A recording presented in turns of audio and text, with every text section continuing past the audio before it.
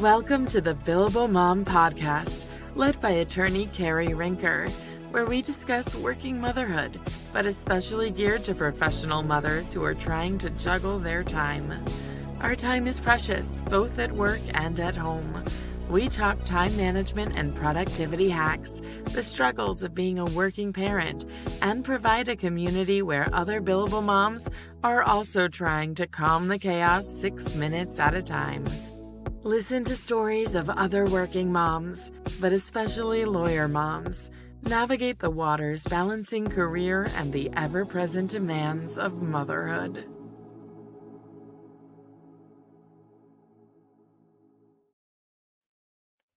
Hi, I'm Cari Rincker. I'm the Billable Mom, and I am so excited for today's conversation. We have Rachel Cutrer in the house. And Rachel, I feel like it's been so long since I've seen you. I feel like we should be recording with a glass of wine. I feel like at a bar catching up or something like that. So, Rachel and I actually went to college together. We went to Texas A&M together, and I was just having visions this morning about being at the Dixie Chicken, and Rachel was talking about her website business, which I thought was a small business. And then in the conversation that I learned that it was a much larger than I thought.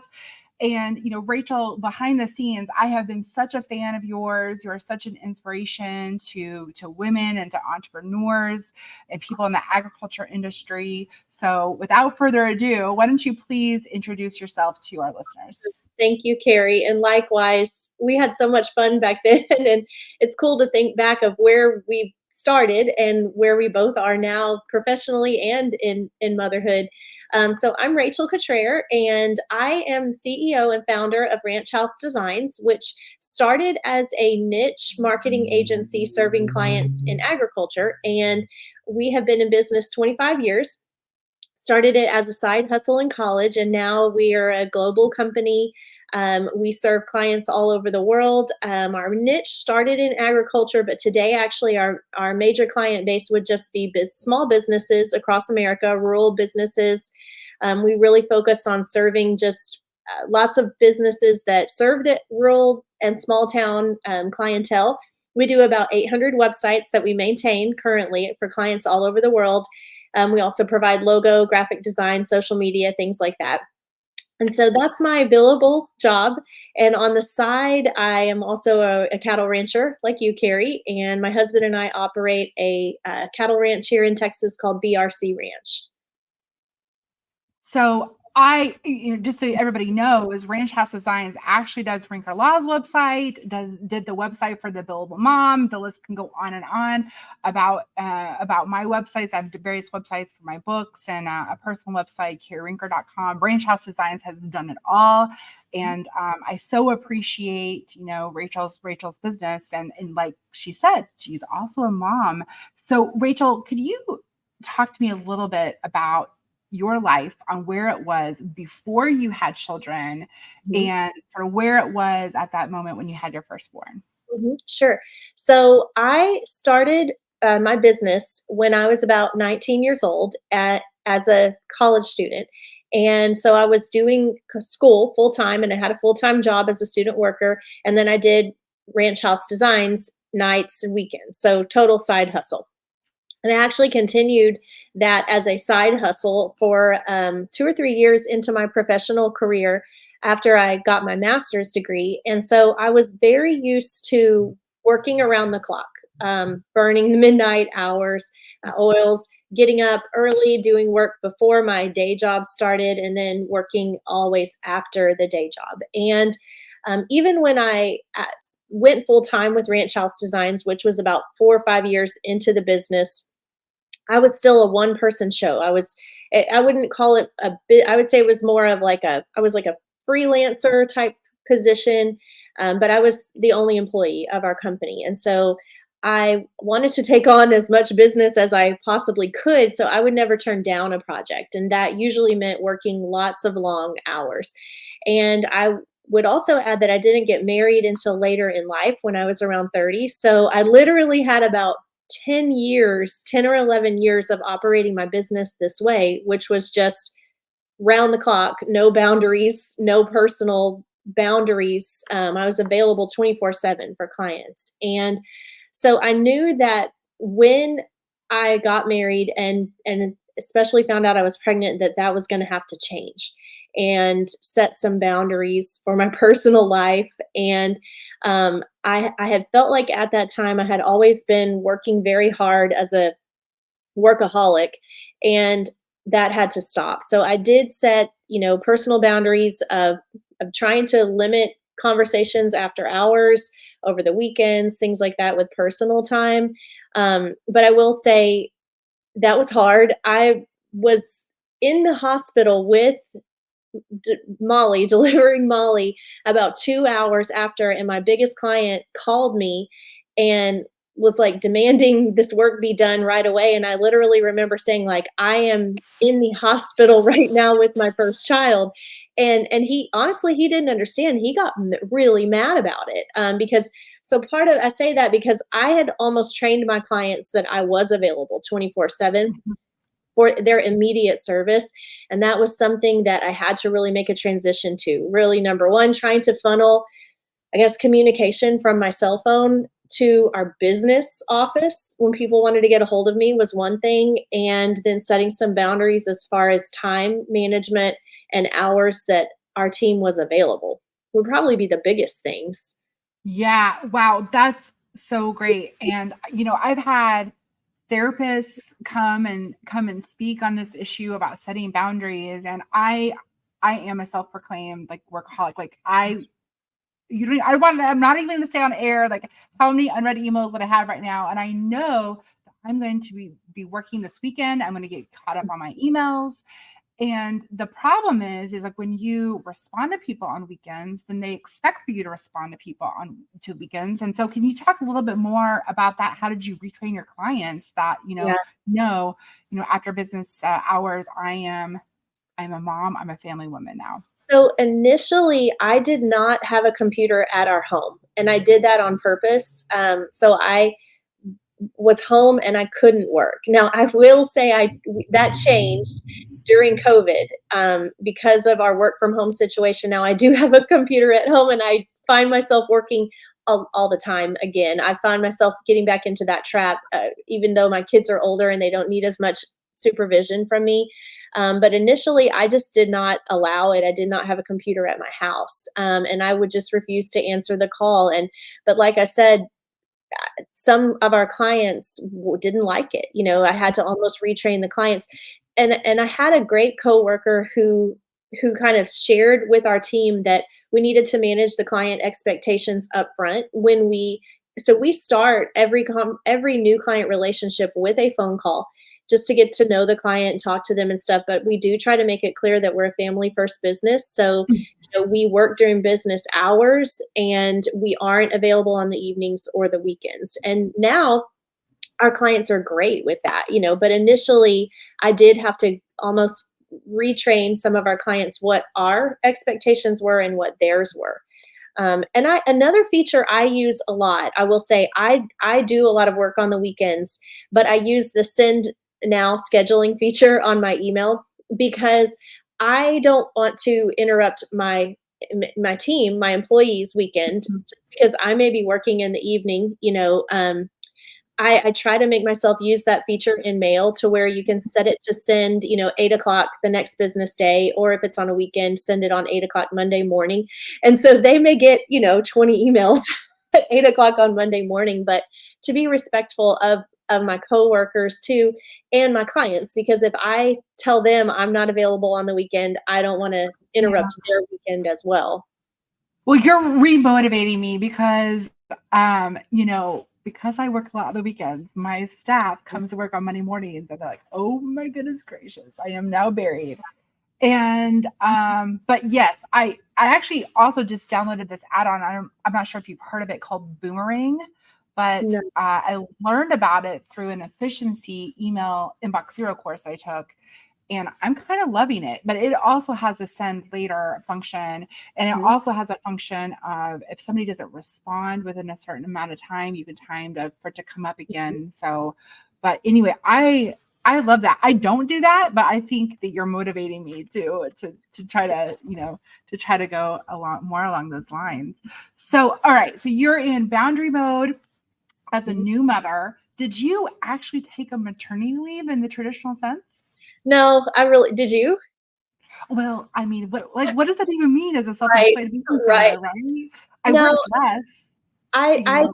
I stayed home for maybe a week, and it was driving me crazy. And so I went back in pretty much as soon as I could. Like I said, I didn't have a computer at my house, so I wanted and even though we're a big company, well, especially at that time and even now, I write all our checks, I sign all our checks, I do our payroll.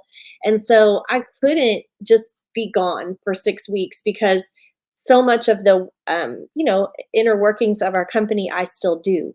So Yeah, no, I just took a few days, and obviously I wasn't back full time at that time, but right. even now in our office we have little toddler toys and we have stuff, and my kids are up here at our office just as much as I am, especially in the summer. They're here right now actually. So So how did you navigate childcare, initially? yeah, so we are lucky that Brandon and I are both self-employed, I guess. And so my husband was amazing when the kids were babies. He's amazing now, but he's a baby person. And so he really took the lead, honestly, in a lot of helping with that. And, the kids could ride around with him while he was checking cows and give me an hour or so to work. And then we hired an in-home caregiver who was an older lady from our community who was retired, and she came and stayed with the girls in our house until they were 2. And then once they turned 2, they went to a public daycare through a church here in our town. And so it worked great. I could drop them off the daycare on my way into town, pick them up on the way home. And then honestly, it was a big relief when they started school. I do have to say, because Yeah. it gives you that structure, and you've got at least until 2:30 when you have to leave to pick them up at school. So I work basically from like 8:30 to 2:30, and then go pick the kids up at school and do that. It was very important for me though to be home with them after school, and drop them off, pick them up at school, me personally, and be there, from the afternoons. I don't know if you listen to Dr. Laura. Do you know her? I do, yeah. I listen to her a lot, and she like totally guilt trips working mothers, for not being a 100% stay at home mom. And so that really, I guess, hit me. And so I do try to be there, every day and pick them up, drop them off, things like But that. you and I both know that there are days where you're with your kids and like your head is like at the office and you've got things to do. And Mhm. I mean, are you disciplined that you sort of still work during the business day, or are you putting the kids to sleep and then working afterwards? I mean, how did you navigate that?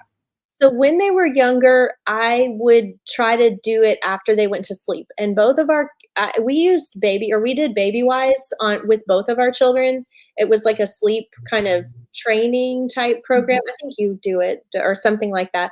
So they would go to bed pretty early, and then I would try to catch up after they went to bed. But now I usually do a little bit of work after they get home from school, while they're doing their homework, because my kids now are 13 and 9, and so they can kind of take care of themselves. Um and so I do get to put in. I usually work a lot after, from like the 3 to 5, 3 to 6 window in the evenings. Wow, 13 and 9, like time flies, You right? know, So another thing I would add that totally changed my productivity though was getting a car with Wi-Fi. Um, No, 'cause I don't know about y'all. Well, your kids are not in school yet, but I have to wait in our car pickup line in the afternoon for at least an hour to get them. And so honestly, that is an hour where I can take a phone call, I can do a conference call, because I know every day I'm gonna be sitting here just waiting for an hour. And I have Wi-Fi in my car and I can do a lot on my phone. And that's a really important hour for me in terms of efficiency. yeah, that's a good hack. So if we could just back up a little bit, you have Molly, and then, a couple years later, you're having your second child, and that's a whole different ball game. How did you navigate that transition? I think with Molly, I put more pressure on myself, like to maybe be like certain expectations, that I had read all the baby books, so I had this image in mind of what I wanted to be as a mom, and then really not necessarily was that. And then with Annie, I just it just was what it was. I didn't feel like I had any certain expectations or pressure, and had learned things with Molly. So second child was a lot easier. Um, and and so, I was really lucky. I have two wonderful daughters, and I think I definitely did better the second time around. What about you? Yes. Well, I agree. I definitely am not, if she's crying, I'm not freaking out like, oh my goodness, what's wrong? So, it definitely does change your perspective. If you could roll back the clock though, Rachel, I'm curious, like, what would you have done anything differently with, after your first child and taken more time off work or navigated that differently? No, I mean, I feel like we did good, and Brandon and I worked together. Like I said, those first 2 years where neither of our girls were in childcare, and we had the in-home child care provider that came with us. Those were hard because if she can't come one day or things happen, and I was very thankful that a lot of times. Like Annie, especially, she would just jump in the car with Brandon and just ride around and work cows all day, you know, so that was really good. I know not everybody has that luxury of a spouse that can jump in when needed, but Brandon and me are a good team, and we try to do 50-50 on the child care as much as we can. So, Rachel, we're going to take a quick break and hear from our sponsor, but when we get back, I want to hit two topics. One is your estate plan, and then on how you got that organized, and then lead into efficiency hacks. Okay, awesome. Hi, I'm Sarah Bottorff, SVP of Growth at Lawmatics. Here's everything you need to know about Lawmatics. Ready? We are the #1 CRM for law firms of all sizes. We help you win more business, speed up intake, and boost efficiency. We integrate smoothly with your favorite practice management tools like Clio, Smokeball, and Practice Panther. And get this, 95% of Lawmatics users see an increase in revenue, while 91% see an increase in efficiency. Check out Lawmatics at lawmatics.com and mention the Billable Mom during your demo to get 10% off your subscription. That's LAWMATICS.com. All right. So, Rachel, I do estate plans, as you know, and, I actually speak a lot in this arena to farmers and ranchers and other folks. And I feel like it's hard to get people to feel like, okay, I need to get this done now.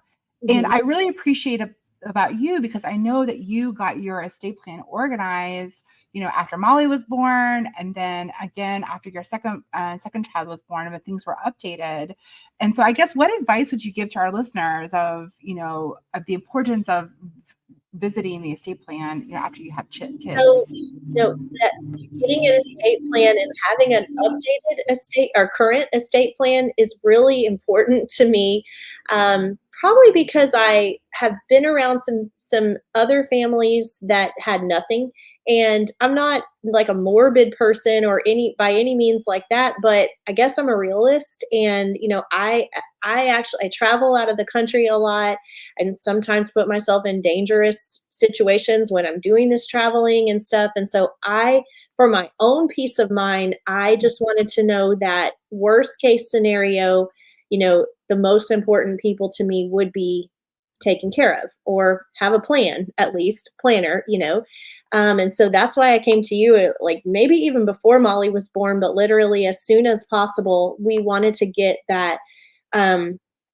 Probably one of my bigger fears maybe was, if something happens to me and Brandon, who's going to be there for our kids, and do these people have the same values that we do? Will they, cherish the same lifestyle that we do? And so those are kind of hard conversations to have, maybe especially if the people that you're thinking maybe that are thinking maybe are going to be the guardians of your children are not actually the ones that are going to be, and so we had to have some conversation. We had some great conversations with, fellow families in our church and fellow families in agriculture to make sure that, there was a plan for our estate and the guardianship of our kids should something happen. That's awesome. So as you know, life is busy, and it's even busier when you have young kids. So I guess what advice would you give to our working mother listeners on, how do you get it done? Mm-hmm. When I was pregnant, I asked Kim McQuistion, one of our friends, how do you manage being a working mom at a high level? And she said for her, it was that she cut out a lot of the inner office workplace socialization. She stays at her desk. She keeps her head down in her work. She eats at her lunch at her desk, and then focuses 100% on work. And that was a really simple suggestion, but it's worked really well for me. So I did try to cut out any of those time sucks that you can get into, because even if you just go get a Coke out of the fridge and you chit chat for 5 or 10 minutes, well, that's a quarter of your hour right there. And so I do try to be very focused at work with working. I did have to kind of get a policy in place for phone calls. I don't take just a random unscheduled phone call. So any meetings or conversations I do by schedule in 15-minute increments, and that really helps me.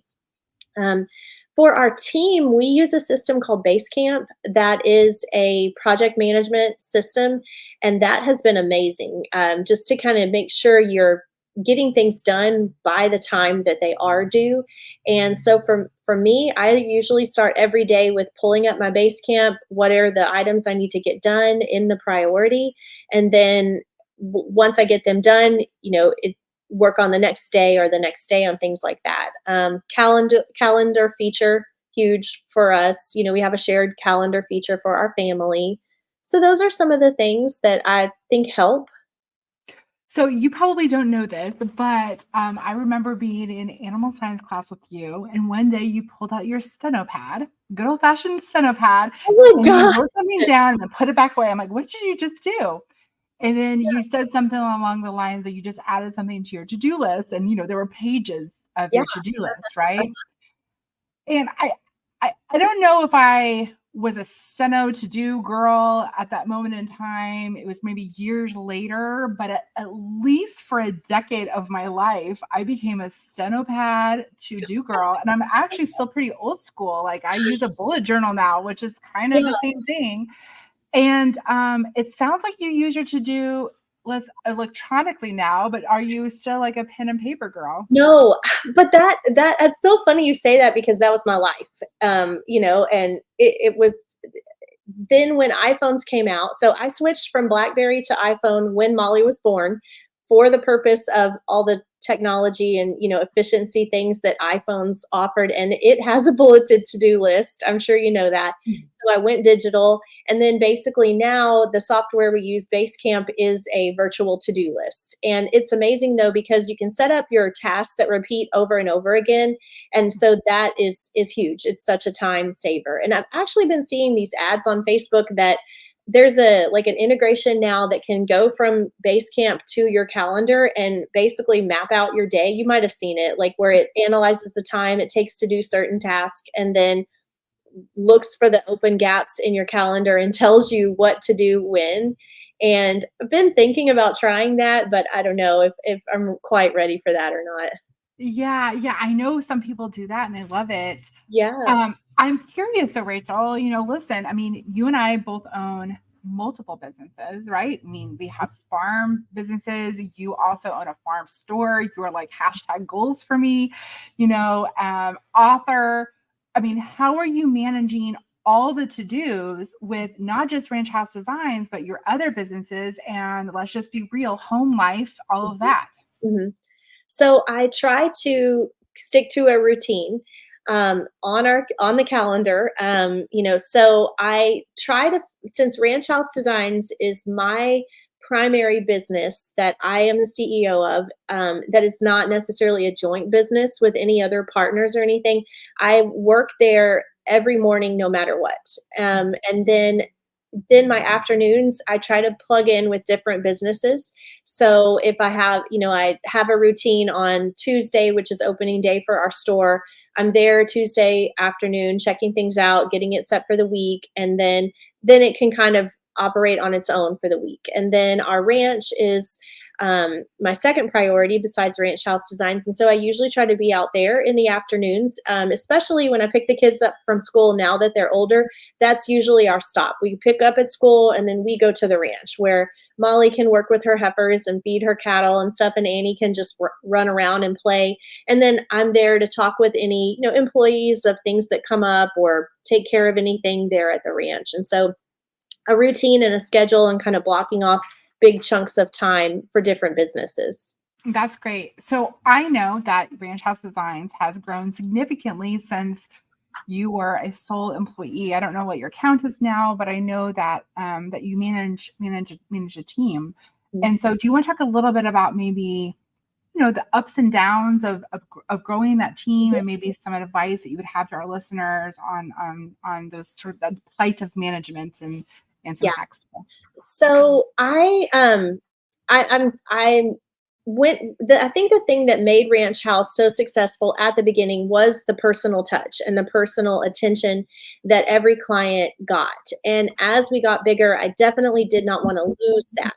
And so even though we have a team of about 15 at Ranch House currently, and I like to start each new client relationship personally with a conversation with the client, just to make sure they're a good fit. We're a good fit for them, get to know their business. And then once they do onboard in our process, then they work with various members of our team. But basically from the top down, everyone at our agency knows that client. They know their name, they know their business that they serve, and they still get that personal touch. And I also like to approve every design concept before it goes to the client. So I do feel like my design style was also important in the success of Ranch House.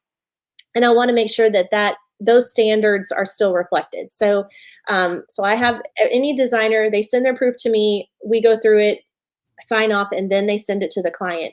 And so I think that's been helpful. And then just being able to let go of some things and scale, now we have 4 division vice presidents at our company, and they take their division and they run with it. So I have a web operations division, and Jessica is our leader of that, another great working mom. But she has full control over that division, and then we have monthly staff meetings.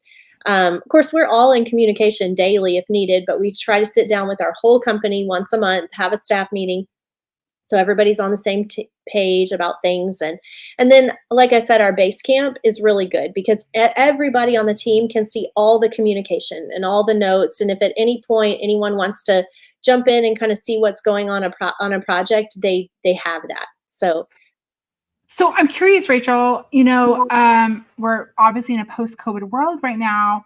Are your 15 people there in Warren, Texas? Are some of them fully remote? Do you have a hybrid, or what does the landscape look like? We have a hybrid, and I would say this is maybe a fault of mine, but I prefer still being under the same roof, especially in a creative zone, because sometimes you just want to have a person that you say, hey, look at this really quick and tell me what you think, or, read this and tell me, can we make this better? And I feel like that's sometimes hard to do over email or text. And so I still prefer everyone being in the same office.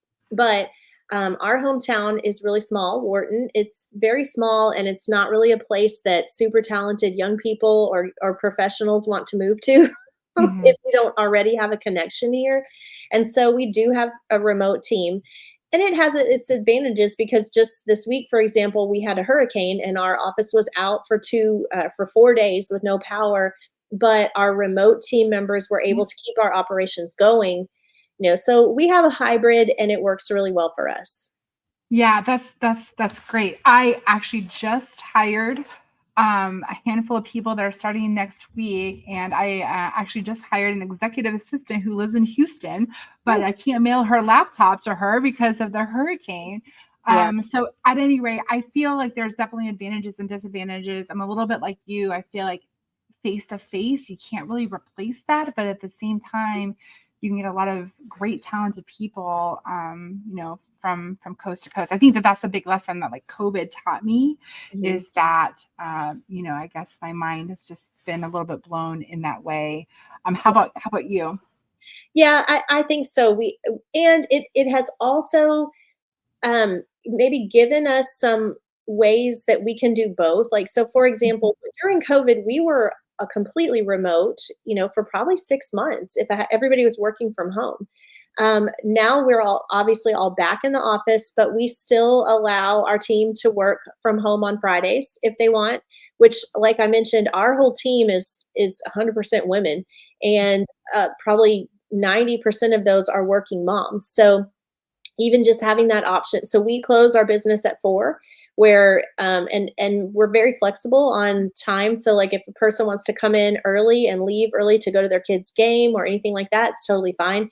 And then having that Friday to work at home, I think is a nice perk for other working moms, because you can just it's nice to be at home or not have to worry about what you're getting to work and things like that for the day. And so COVID taught us that you don't have to be at your typical desk, to get your jobs done and do it great. And so we're learning and constantly adjusting. Yeah, absolutely. Rinker Law is for the very first time ever, we're having a retreat in a few weeks. So I actually am having some of my virtual staff come in, and we're all going to be together in the same place. So I guess the Oh, jury is still out on how that will go, but I'm really excited for that. we wanted to do that this year too, but we couldn't find a day where everybody was available. So it's on the idea for next year. But that's awesome. Yeah, that's great. So let's take another quick break here from our sponsor, and then I want to talk about some products or some other hacks that you that have helped you. Okay. This episode of the Billable Mom Podcast is brought to you by Rincker Law PLLC, focusing in food, farm, and family. When I'm not a mother juggling 2 littles, I'm the principal attorney of Rincker Law, where we believe that strong communities have both strong families and a food, fiber, and agriculture system. At Rincker Law, not only do we do family and matrimonial law, but we also work with entrepreneurs and agriculture producers on business, estate, and succession planning. We are a client-focused, results-driven law practice. At Rincker Law, we also support other billable moms, not only here in the workplace at Rincker Law, but also with clients, helping them live their dreams both in business and at home. For more information, visit us at www.rinkerlaw.com. Cari Rincker, Rincker Law, Food, Farm, and Family. So, Rachel, I know that you've already talked about Basecamp, but I'm wondering if there are any other books like mom hacks, software programs, or anything else either at the office or at home that has helped you. Yeah, so Basecamp is huge, like I talked about. We also use a time tracking system, which I'm sure a lot of y'all do too, but that was a real eye opener for me when I started actually tracking how much time I was spending on certain things.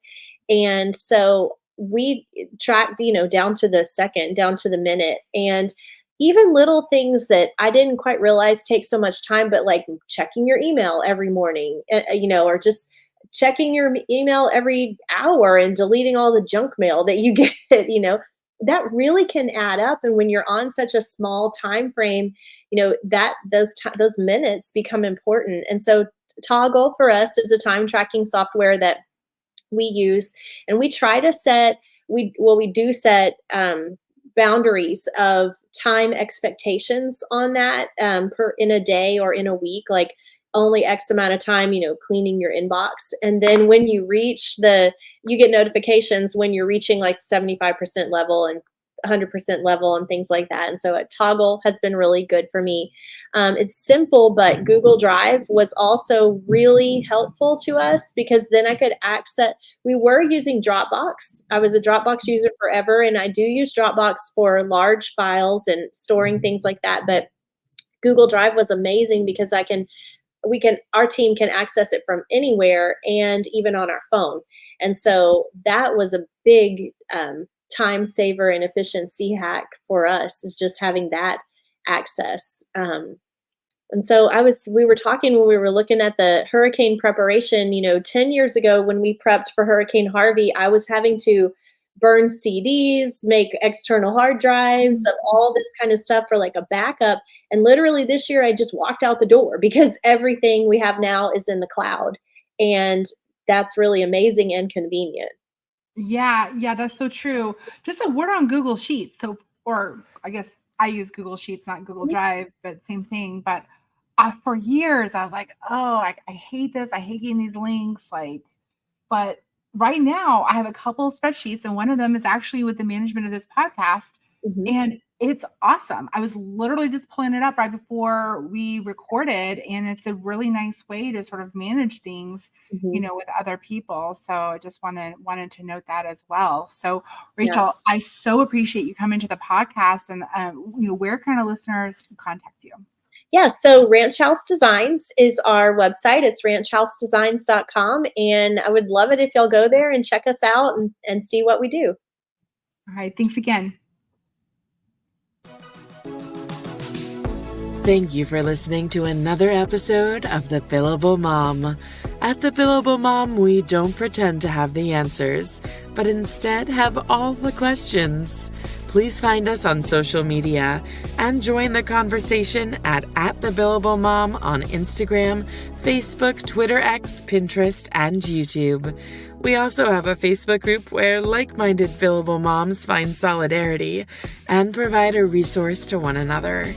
You can learn more about the Billable Mom and our picks for juggling work and motherhood at www.thebillablemom.com. You can also connect with Cari Rincker directly on social media at Cari Rincker.